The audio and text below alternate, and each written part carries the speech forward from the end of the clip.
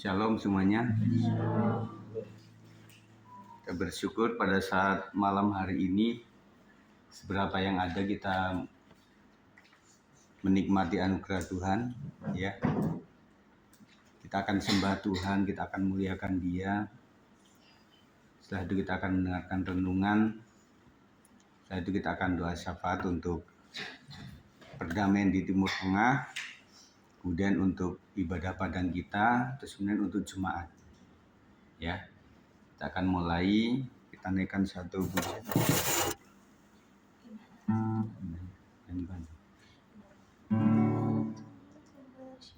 Oh.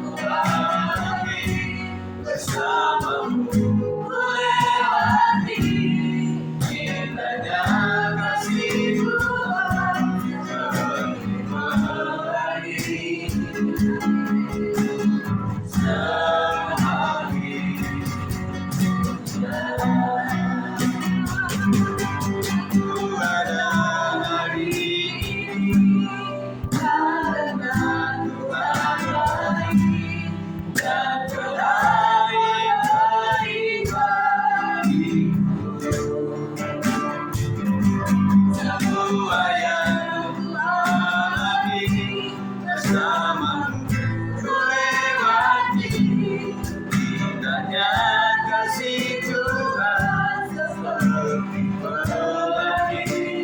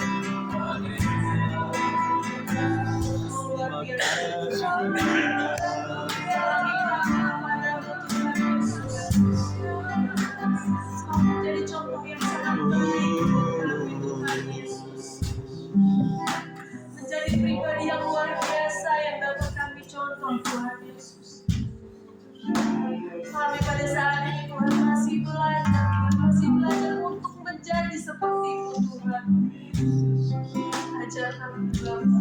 Ketika kami belokkan jalan kami, tarik kami lagi Tuhan Yesus. Lurus satu jalan supaya kami terus berada di jalan yang Tuhan, di jalan kebenaran. Sungguh kami luar biasa bersyukur. Kami anak-anak Tuhan Yesus. Kami kagum Tuhan Yesus. Kami tak terbatas cinta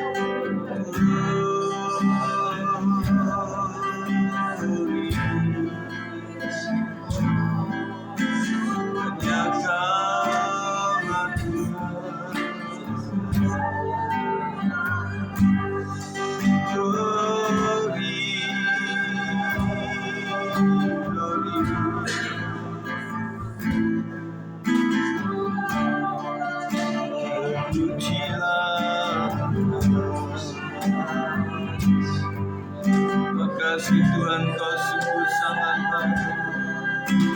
Engkau baik hari dulu sampai selama-lamanya. Tiada yang seperti,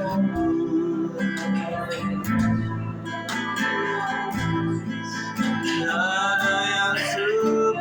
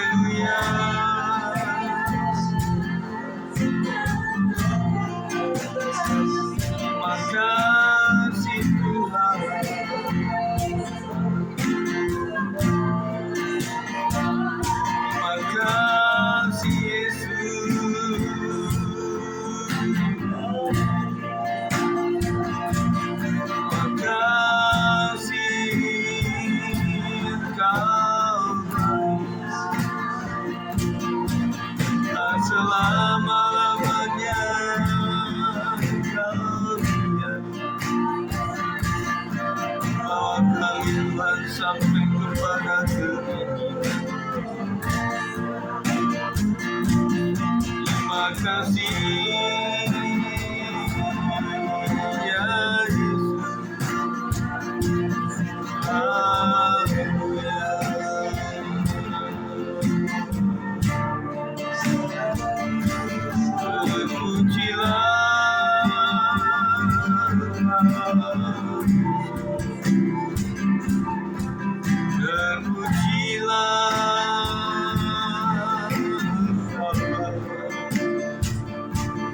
Kasih setiamu yang besar.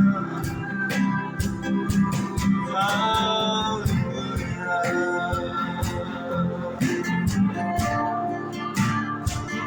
Terima kasih untuk segala kebaikan. Terima kasih untuk kemurahan-Mu yang begitu luar biasa. Kau Tuhan yang besar,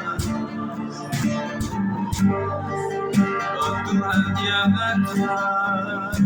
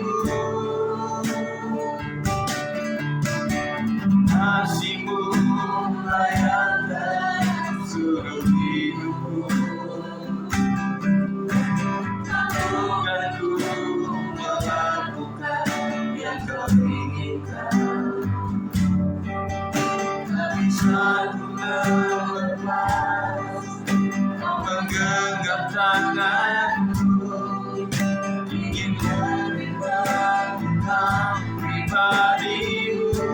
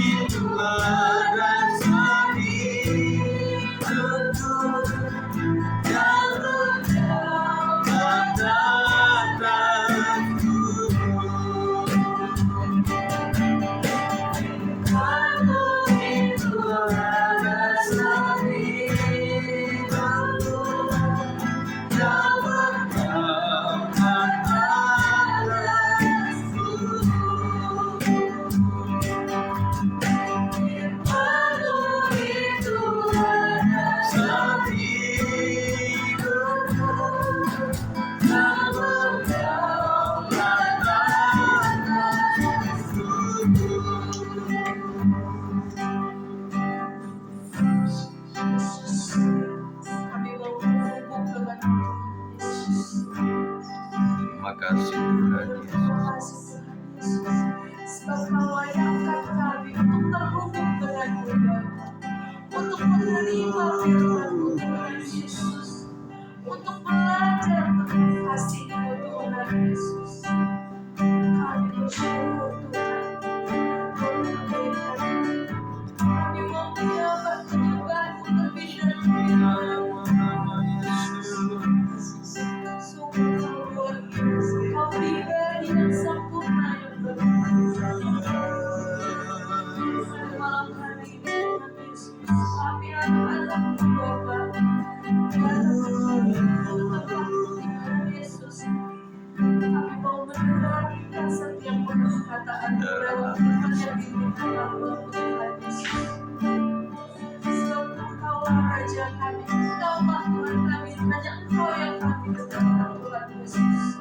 Kami tak biarkan segala hal apapun yang mengganggu kami, Tuhan Yesus, dan segala hal yang ingin mengganggu kami pada ini, kami tolak dalam nama Tuhan Yesus. Amin. Karena kami tahu Bapa, karena kami mau menyembah-Mu luar biasa, yang luar biasa, yang Tuhan Yesus.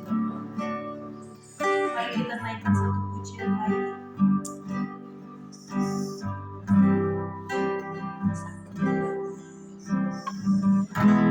Saat menyembah-Mu, Roh-Mu bekerja.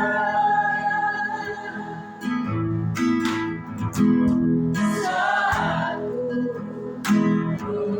memuji-Mu, Kau berkata di atas pujian.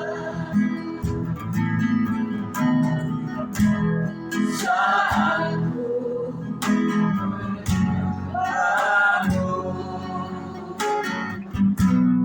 Roh-Mu bekerja.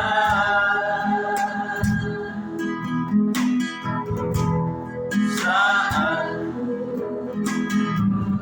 memuji-Mu, Kau berkata di atas pujian.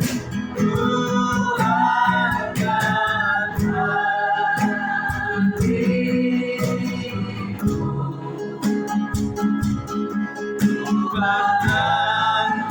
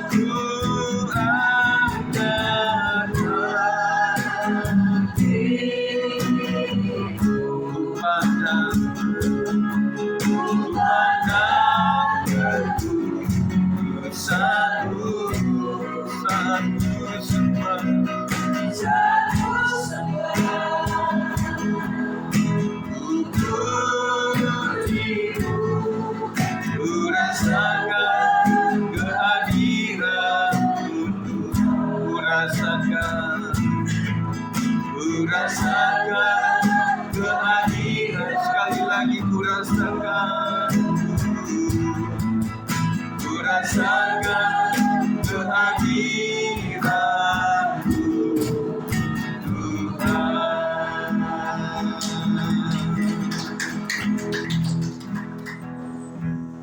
Mari kita akan berdoa. Terima kasih Tuhan, sungguh ketika kami memuji memuliakan Engkau Tuhan, yang ada dalam pikiran kami hanya Tuhan saja yang dilayakkan, hanya Engkau yang disembah, hanya Engkau yang ditinggikan Tuhan. Terima kasih Bapa, kami mengucap syukur Tuhan untuk segala musim kehidupan, di mana Tuhan menjadi gembala kami, Engkau yang membawa kami ke air yang tenang dan rumput yang hijau. Jagai hati kami Tuhan, supaya kami memiliki kewaspadaan, supaya hati dan pikiran kami tidak tergoda oleh apapun, oleh siapapun Tuhan. Kami rindu untuk belajar kebenaran firman Tuhan.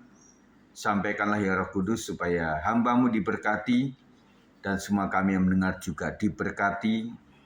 Dan yang kami diberkati, kami boleh mengalami pemulihan pikiran, pemulihan hati, karakter, bahkan kami akan semakin disempurnakan seperti Bapa sempurna.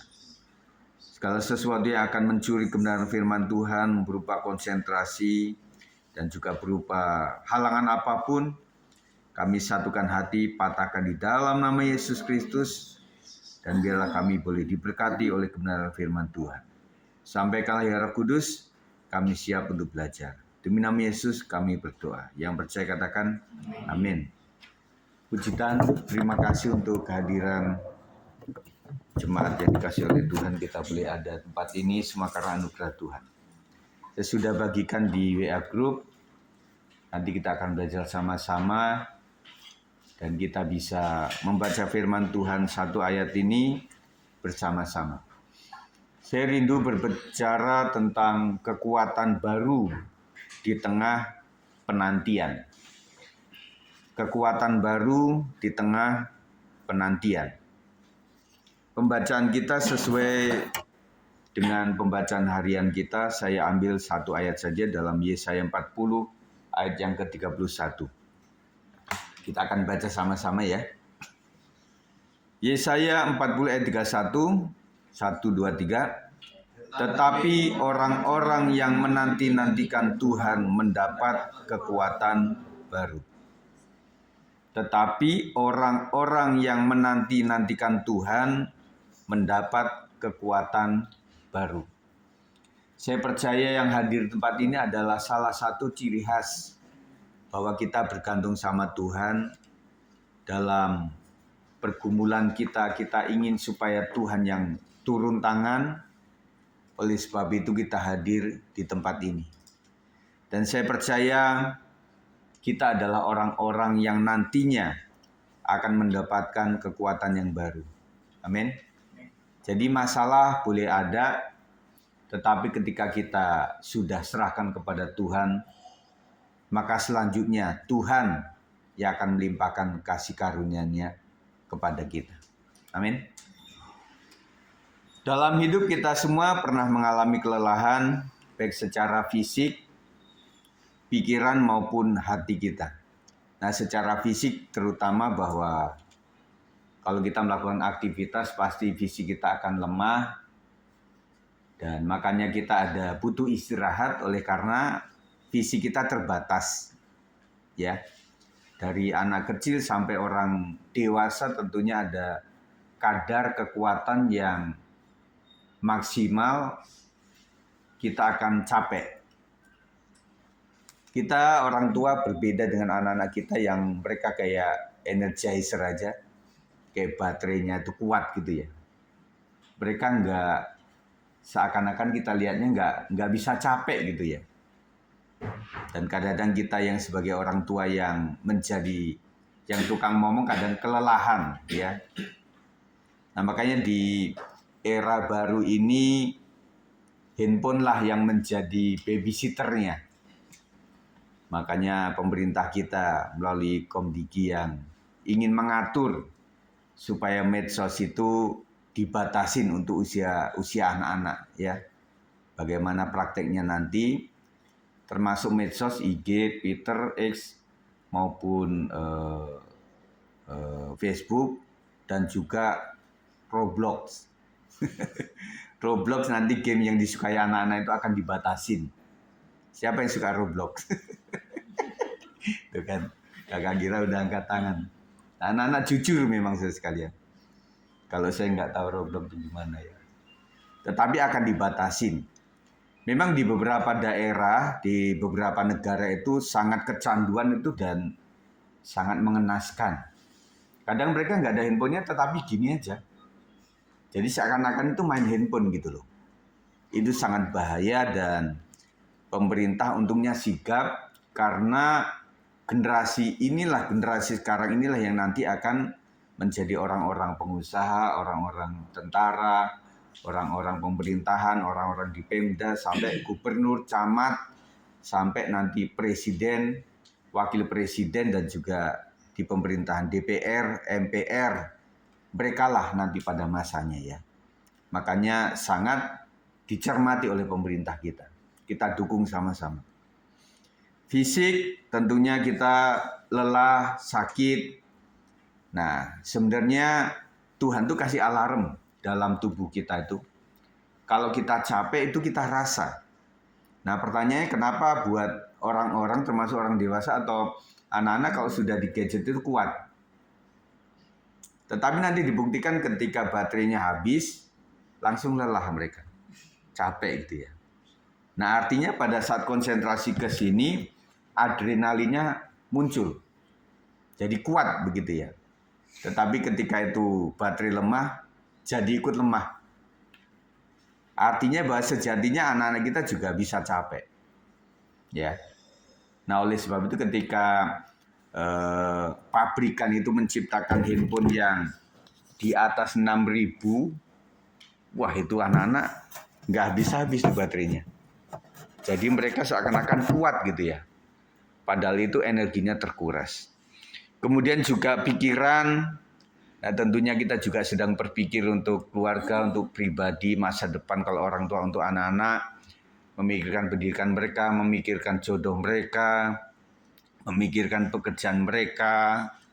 Dan apapun kita pikir, jadi kita juga lelah dalam berpikir. Kemudian juga hati kita. Kadang-kadang sesuatu kalau kita sudah nggak tahan itu capek hati. Kalau capek hati kadang-kadang orang kalau udah terlalu capek, nanti tanda kutip pembiaran, biarin aja udah capek banget saya. Ngomongnya udah capek begitu ya. Dan bahkan ada waktu saya jadi guru kan pernah konsultasi sama orang tua si anak yang notabene memang agak lebih dari yang lain begitu ya. Nah kita bilang, tolong Pak, Bu, supaya anaknya diajarin atau apa. Pak, kami udah lelah Pak. Saya serahkan pada guru BP aja lah. Saya serahkan kepada para guru-guru di sini. Saya sudah habis akal begitu ya. Karena ada beberapa orang tua itu memang ada dari angkatan polisi, ada juga mantan preman juga ada. Jadi yang anak-anak tentara itu kopel atau sabuknya tentara itu udah sampai beberapa kali rusak karena dihantam kepada anaknya itu. Jadi kayaknya sudah sampai tingkat atas pun sudah nggak bisa dirubah gitu dan diserahkan kepada guru-guru. Makanya kami bilang juga, loh kami kan terbatas Bu, sehari itu kan kami cuma sampai berapa waktu. Kemudian diserahkan kembali ke orang tua lagi gitu ya. Jadi itulah permasalahan. Terlebih ketika kita melihat dunia yang penuh konflik termasuk di Timur Tengah atau menghadapi pergumulan keluarga dan hidup sehari-hari. Nah tentunya buat kita kan yang konsen tentang politik, ya kita nggak boleh buta terhadap media juga teman-teman sekalian. Karena kita tahu bahwa permasalahan Israel itu kan jamnya dunia. Jadi apapun yang terjadi pada Israel itu kita kembali kepada Alkitab. Apa yang dituliskan oleh Alkitab tentang akhir zaman, tentang Timur Tengah, itu sudah tertulis semuanya. Sedikit-sedikit kita mesti tahu. Tetapi harus hati-hati. AI juga jalan di situ. Makanya ada yang mengamati bahwa ini nggak cuma perang senjata, tetapi sudah perang AI. Jadi dikabarkan apa, padahal tidak. Kemudian ya bersyukur ada beberapa teman kita ada beberapa anak-anak muda yang mereka tinggal di Tel Aviv. Jadi sekitar 2-3 hari ini mereka langsung live. Jadi memang dia bilang itu yang ada yang dari Manado, ada yang dari Ambon. Mereka bilang itu dengan bahasa mereka ya memang tadi malam itu sirine itu ngau-ngau. Tetapi setelah pagi hari memang tidak terjadi apa-apa. Dia lihat ini gedung-gedung di Tel Aviv, yang gedung tinggi-tinggi itu yang di medsos itu dibilangnya hancur lebur itu, enggak. Enggak ada satupun gedung yang hancur begitu. Dia katakan itu, maksudnya ya media itu bisa dibolak-balik begitu ya. Nah, akhirnya ya puji Tuhan ada sumber-sumber yang langsung dari sana. Kita bisa melihat itu, ya. Jadi apapun yang di medsos itu tidak 100% kita harus setujui atau iyakan, ya. Dan kalau ada orang ngomong tentang kebenaran itu malah dibully yang di medsos itu ya. Jadi dihalangi gitu loh. Tetapi ada satu orang Iran sendiri yang bisa fasih berbahasa Indonesia. Dia mengatakan sebenarnya runtuhnya rezim ini juga ada beberapa masyarakat yang memang bersyukur kepada Amerika. Karena sudah 3 dekade itu mereka mengalami pemerintahan yang sangat keras. Jadi awal mulanya yang saya tahu itu kalau diunggah dari sejak awal itu Iran itu sebenarnya yang pertama mengatakan itu bukan Arab. Iran itu bukan Arab, Persia. Nah awalnya itu nggak harus kerudung berjilbab, itu nggak, sangat moderat begitulah. Nah tetapi munculnya seorang pemimpin tinggi ini juga ada dalam bentuk sejarah yang luar biasa. Akhirnya muncullah sosok ini. Dan ketika terjadi sebuah penolakan terhadap kepemimpinan ini juga ada demonstrasi yang besar. Tetapi mereka juga dibunuh. Jadi cara membungkamnya itu dengan cara dibunuh. Ini bukan sumber saya ya, saya membaca juga. Jadi dibunuh semua begitu. Banyak yang dibunuh itu. Akhirnya pemerintahnya kayak kuat begitu, ya karena aturannya harus begitu. Nah jadinya kan negara Islam, jadinya kan begitu. Ya. Nah kita harus betul-betul lurus mendengar apa itu tentang yang terjadi ini ya. Tetapi kita doakan sajalah nanti ya. Firman Tuhan hari ini memberi jawaban kekuatan baru tersedia bagi orang yang menanti-nantikan Tuhan. Jadi penantian kita itu bukan berarti kita pasrah, terserah saja. Tetapi kepasrahan kita itu punya iman. Nah, waktu orang punya iman itu energinya itu tidak terserap kepada kekhawatiran dan ketakutan. Bahwa roh yang dari Tuhan itu adalah membawa damai sejahtera. Bukan roh ketakutan. Artinya roh ketakutan, kekhawatiran itu datangnya dari iblis. Dan itu masih menggerogoti kesehatan kita. Tetapi kita punya iman. Kita akan mendapatkan pelajaran yang pertama, menanti bukan berarti diam tanpa harapan. Menanti-nantikan Tuhan bukan berarti pasif atau menyerah. Tetapi tetap percaya di tengah situasi yang sulit. Nah kesulitan kita berbeda-beda sekalian ya. Tadi dari siang itu saya berkunjung ke keluarga Pak Sinaga, Bang Oto juga. Kemudian saya mengunjungi Bu Leni juga, Pak Hirman juga. Kemudian saya mampir ke Nangboru juga. Jadi perlu kita doakanlah teman-teman kita itu ya. Mereka sedang berjuang. Semuanya punya masalah. Dan situasinya sulit, tidak mudah. Kalau di orang kerja atau di dunia dagang itu tahu persis bahwa ekonomi begitu gonjang-ganjing ya sekalian. Dan di mana-mana ada penjualan beras begitu ya. Saya melihat itu dan itu sangat ngantri saudara sekalian. Kalau kami memang tidak pernah beli kiloan atau berapa, jadi naik nggak naik kadang-kadang kita nggak tahu, istriku nggak tahu. Karena kami belinya itu bijian aja, cabai berapa gitu ya, jadi nggak tahu. Tetapi kata orang memang sedang naik. Waktu saya berkunjung di pasar, yang sana pasar apa Pak? Pasar Agung. Nah sekarang tanya sama penjualnya itu, Bang, lagi naik nggak babi? Dia bilang, oh Pak, kalau kami nggak naik, kalau babi karena lebaran ya, nggak naik. Natal mungkin naiknya begitu ya. Yesus sekalian, jadi kesusahan ada di mana-mana. Makanya buat anak-anak yang saya kasihi, kalian jangan terlalu menuntut kepada orang tua. Kok sudah ada makanan ya puji Tuhan. Ya, kecuali lagi punya duit, kecuali lagi sedang ulang tahun ya boleh minta apa ya. Tetapi kalau hari-hari kita ya bersyukur saja yang ada. Karena banyak anak-anak juga yang tidak bisa makan dengan baik. Kalian masih bisa makan dengan baik. Ya. Kemudian tetap berdoa walau keadaan belum berubah. Jadi doa itu adalah kita minta kepada Tuhan. Yang mengubah bukan kita. Mungkin kekuatan kita suatu hal kita nggak bisa mengubah. Kita hanya percaya kepada Tuhan bahwa Dia bisa mengubah yang tidak baik menjadi baik, yang bekok menjadi lurus.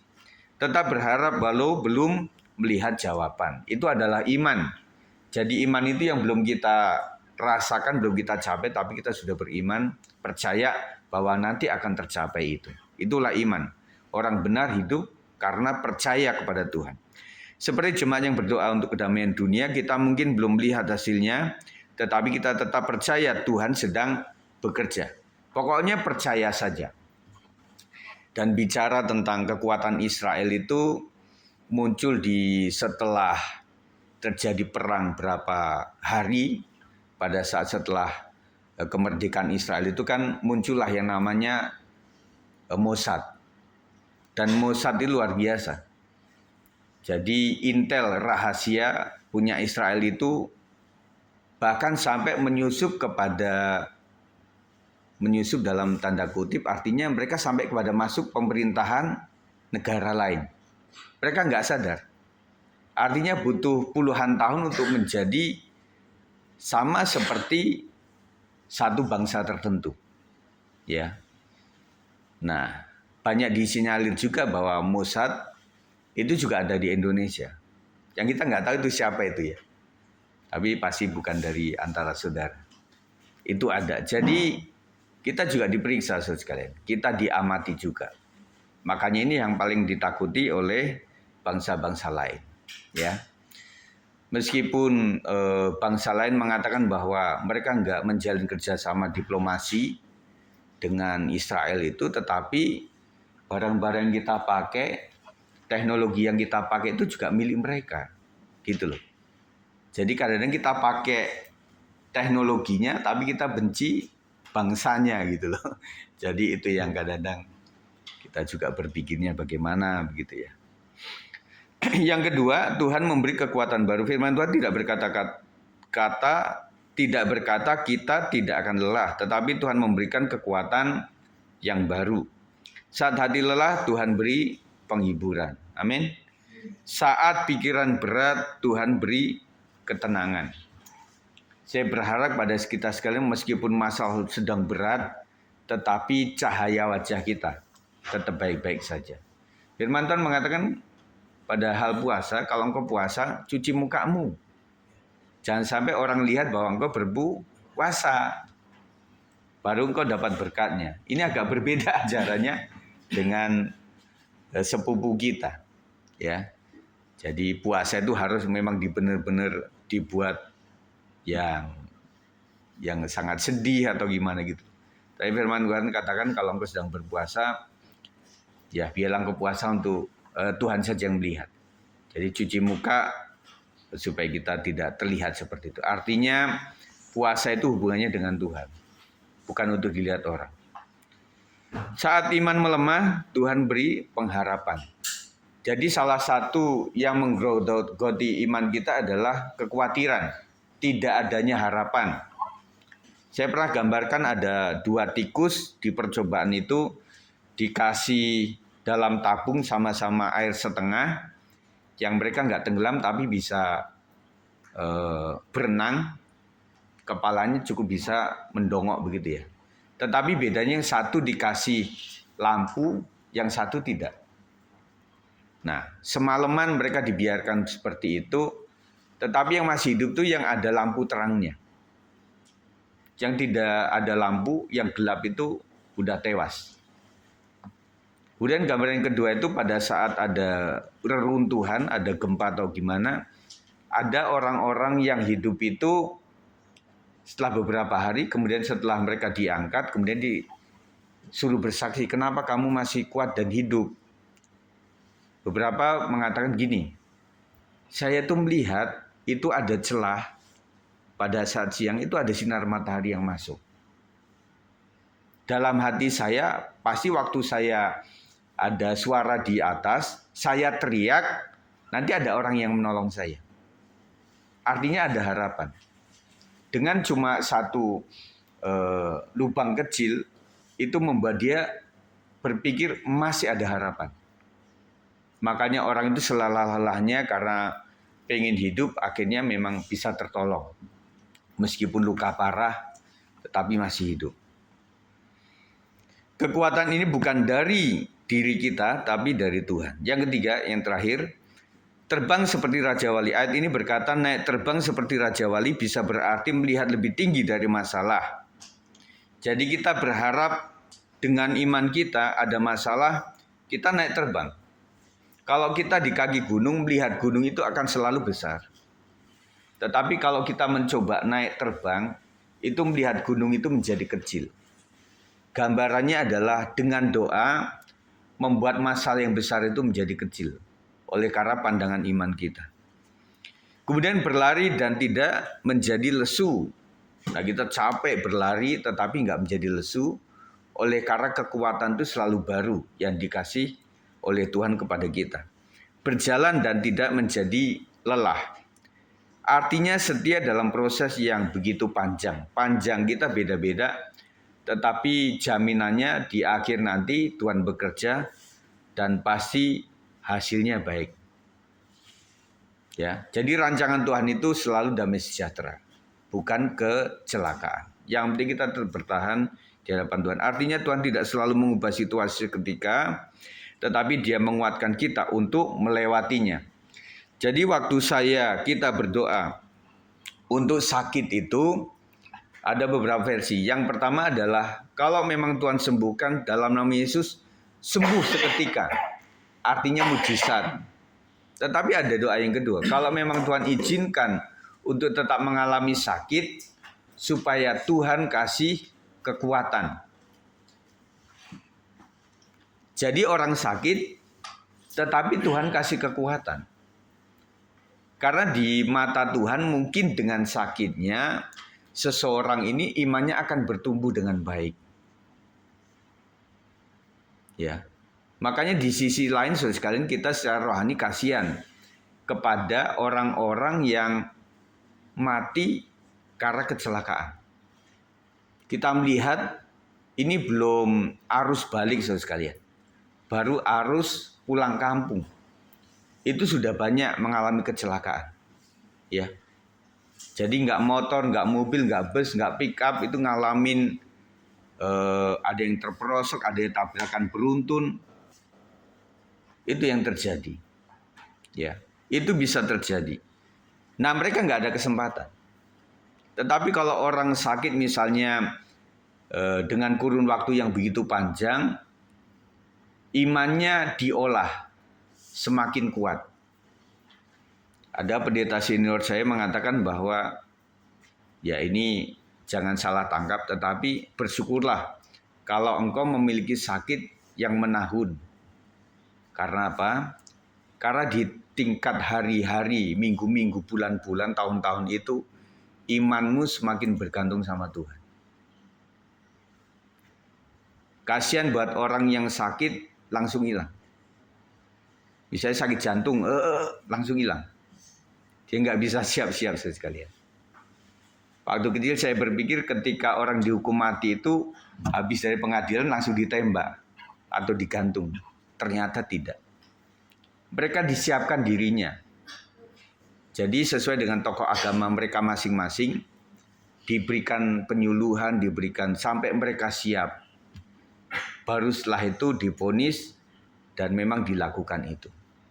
Itu artinya adalah bahwa negara pun memberikan ruang untuk orang bertobat. Ya. Aplikasi hidup hari ini Tuhan mengundang kita dalam doa untuk dunia, tetap percaya Tuhan bekerja, dalam keluarga, tetap setia dan sabar, dalam hidup pribadi, kita jangan menyerah. Kunci kita bukan kekuatan sendiri, tetapi hubungan dengan Tuhan. Penutup, mungkin hari kita lelah, mungkin kita sedang menunggu jawaban doa, tetapi ingat, orang yang menanti-nantikan Tuhan tidak akan dipermalukan. Mereka akan mendapatkan kekuatan yang baru. Di materi itu ada doa singkat, nanti teman-teman sekalian bisa dibuka lagi, terus kemudian ikuti itu doanya. Kalau orang tua bisa ajarkan anaknya untuk berdoa ini. Tuhan, kami datang kepadamu dengan segala kelemahan kami, kelelahan kami. Kami memilih untuk tetap menanti Engkau. Berikan kami kekuatan baru seperti Raja Wali yang terbang tinggi. Pakailah kami juga menjadi pembawa damai di dunia ini. Dalam nama Yesus. Amin. Nah, kalau buat anak mesti diterangkan nih satu kalimat. Ya, Tuhan, kami datang kepadamu dengan segala kelelahan kami. Nah, buat anak kecil kelelahan yang mana, Dad? Kelelahan yang seperti apa, Mi?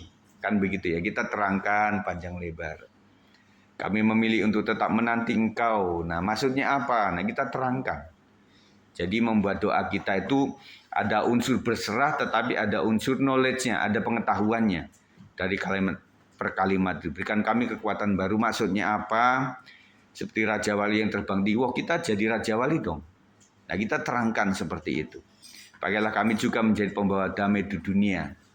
Nah, anak kecil bilang, wah kita pembawa damai, berarti kita ikut perang dong di Timur Tengah. Nah, kita terangkan melalui doa kita dan sebagainya. Itu saja teman-teman sekalian saya sampaikan malam hari ini. Selanjutnya setelah saya berdoa nanti kita akan masuk kepada pokok-pokok doa yang nanti saya bagikan.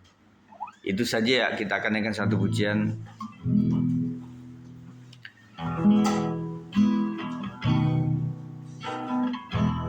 Ujilah aku Tuhan, cobalah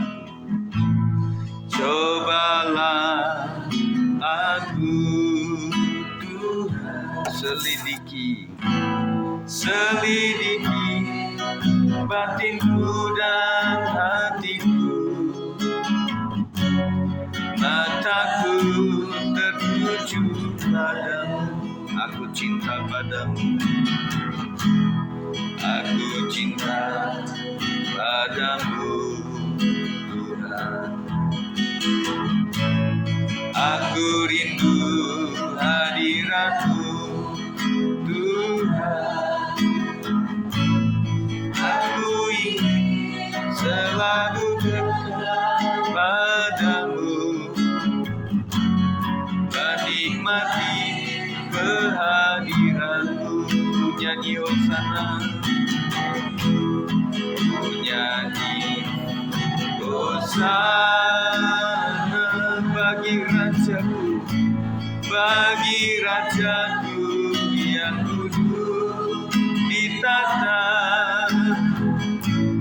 Aku muliakan dan ku agungkan, Kau layani sembah. Sekali lagi ku nyanyi hosana, ku nyanyi hosana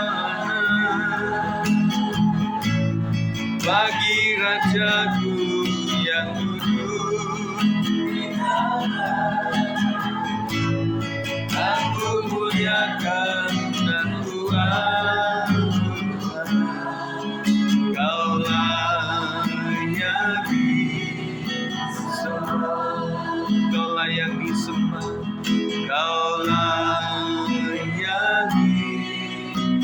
sembah.